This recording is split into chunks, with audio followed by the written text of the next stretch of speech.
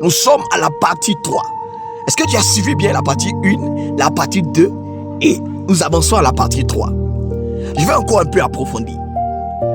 Matthieu 7, verset 15. Il dit quoi? Gardez-vous des faux prophètes.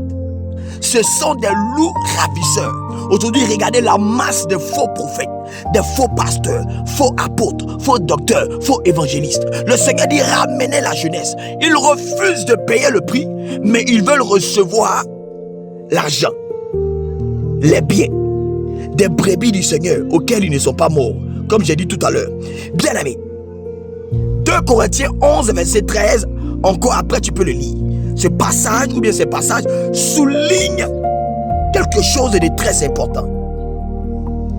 Il y a des faux serviteurs. Vous devez prier pour que le Seigneur vous accorde le discernement. C'est tellement essentiel. C'est tellement essentiel d'avoir ce don-là. Discernez qui est de Jésus, qui n'est pas de Jésus. Ne mettez pas foi en tout. Ne dites pas amen à tout. Sinon vous allez regretter, mes bien-aimés. Aujourd'hui nous voyons tout le monde vient se mettre sur la toile pour raconter des bêtises. Le Seigneur m'a dit, il va avoir la guerre, il va avoir fait ça, il va avoir ça, il va avoir ça. Mais ici il t'a prévenu. Mets-toi à la brèche. Prie, intercède. Tu es un serviteur ou tu n'es pas un serviteur? Implore sa grâce. Pourquoi veux-tu forcément qu'il y ait forcément le malheur? Pourquoi veux-tu forcément que les âmes meurent et que les âmes pleurent? Pourquoi veux-tu que forcément le sang verse?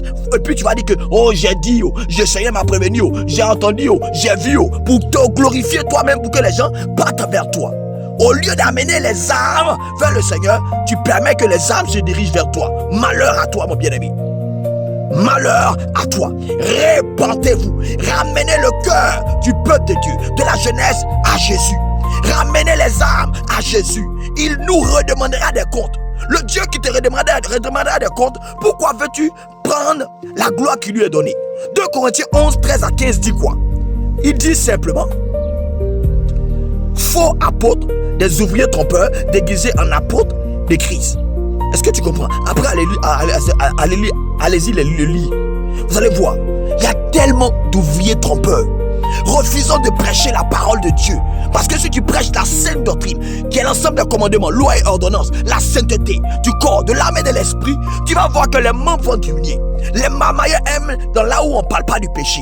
Ils sont bien, ils sont à l'aise avec les richesses volées, avec les faux cheveux, les pantalons, les collants, tout ce qui est mamailleux. Toi prophète, tu ne parles pas des âmes, c'est toi qui parles. Ainsi dit l'Éternel, tu vas voyager, on t'a dit que c'est un voyage qui va t'amener au ciel.